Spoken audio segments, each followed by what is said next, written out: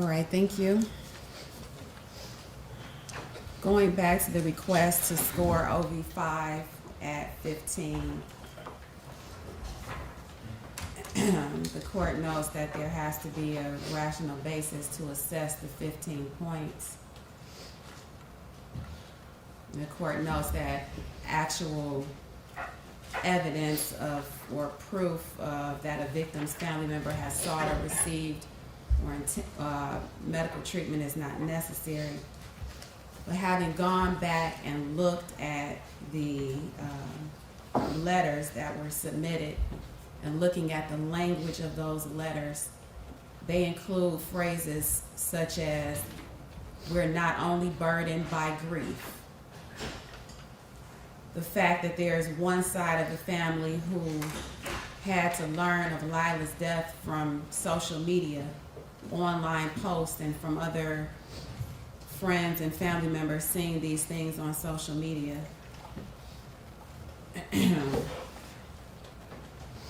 Certainly that might create some psychological injury that would afford some type of therapy or other treatment. I know in some of the letters it indicates that family members are having reoccurring nightmares where they can see Lila trying to fight off her mother, crying, begging her mom to stop.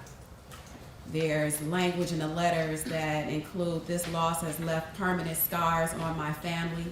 It has affected every part of our lives, emotionally, physically, and spiritually.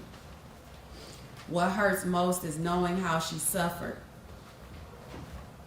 This is painful. I live every day with a hole that nothing will ever fill. Even through my grief, I say this with complete honesty. But I do have righteous anger." Certainly, that type of language displayed within the victim impact statements from the family members, as well as what's been placed on the record through the impact statements that were given orally today, certainly support 15 for OV5. And so the court will score it. And I note the defense's objection for the record. If my math is correct, that would make the total OVs 125. That's correct, Your Honor. Does that change the OV level? It does. It changes it to a level 3. And it changes the sentencing guideline range to? 180 to 300 to life.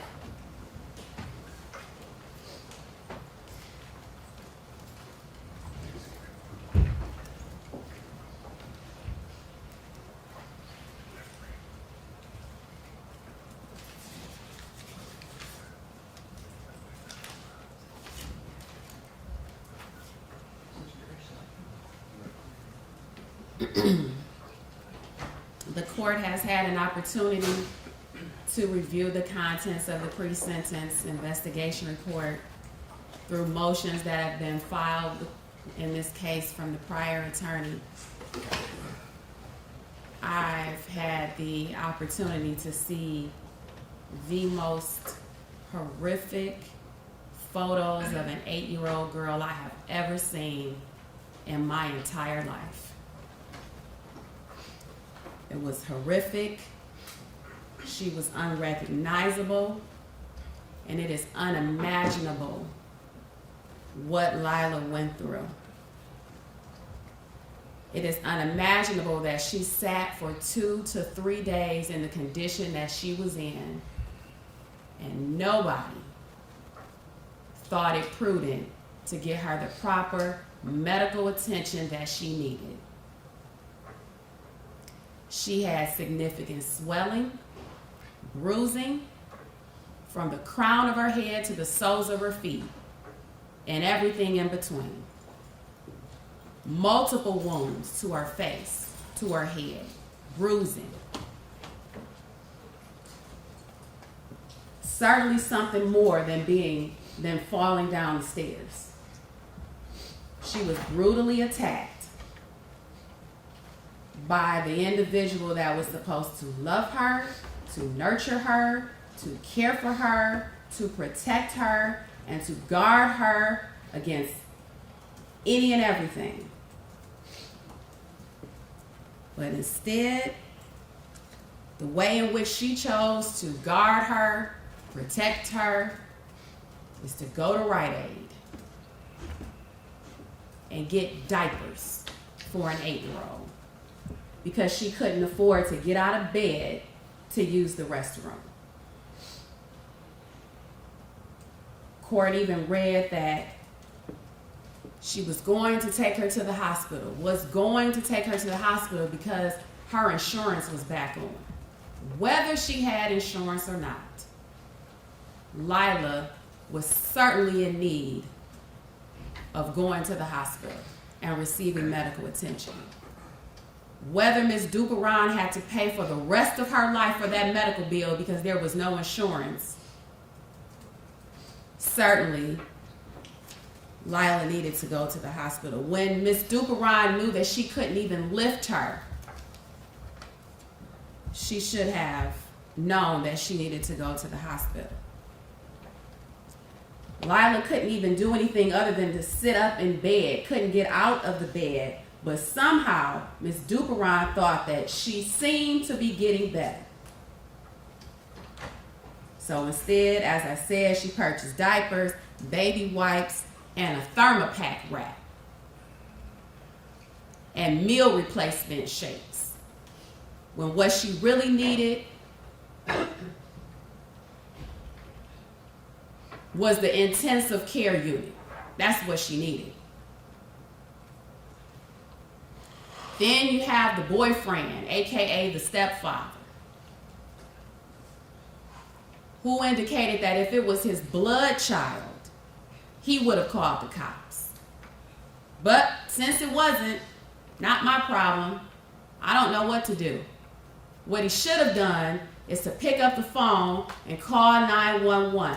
Better yet, grab Lila up in his arms, get in the first thing smoking, and get to the hospital. That's what he should have done. But he checked on her and went to work.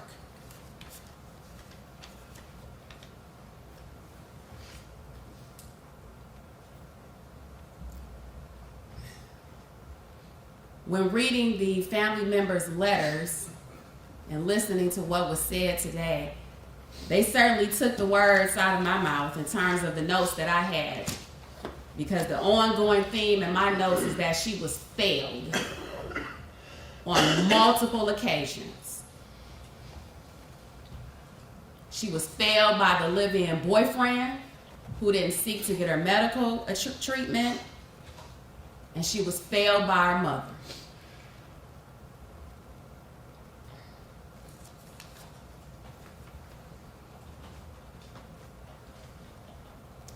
But Lila should be remembered as the well-behaved, fun-loving, innocent, light-of-the-world, bubbly girl that she was, and not for anything else. And so this court believes that Lila is now in a place where she is loved for, where she is cared for, and where no one else will have the opportunity to fail her.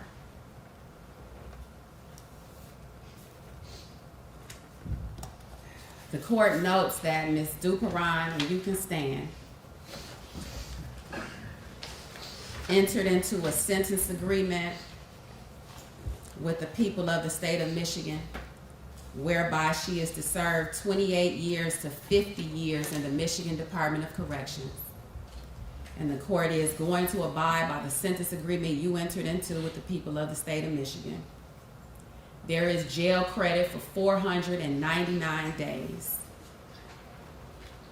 And there is a motion from the people to dismiss counts 1 and 2 pursuant to the sentence agreement. Is that correct?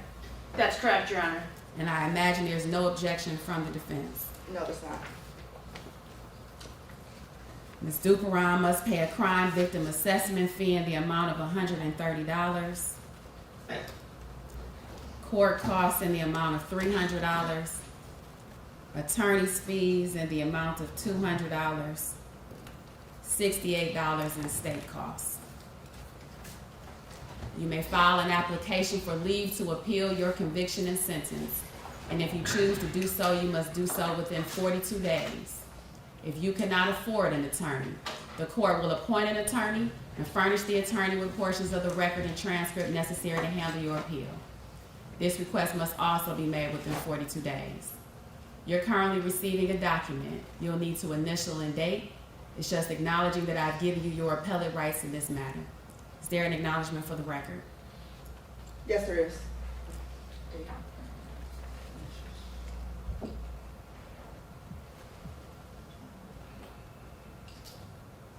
And for the record, Your Honor, we are tendering back to the court. And that's where this heartbreaking case comes to an end, but the conversation doesn't. The judge's words made one thing unmistakably clear. This wasn't just a tragic death. It was a series of devastating failures by the very adults entrusted with protecting an innocent child. While the sentence closes the legal chapter, no courtroom ruling can undo the pain suffered by Laya or the loss endured by her family. Justice can impose accountability, but it can never replace a life. What do you think? Does this sentence truly reflect the gravity of the crime? Thank you. Ms. Duperon is remanded to the Michigan Department of Corrections. Thank you, Your Honor. Thank you. Don't do that. Can't do that. You can't do that. No, it's over now, so see you. Yeah.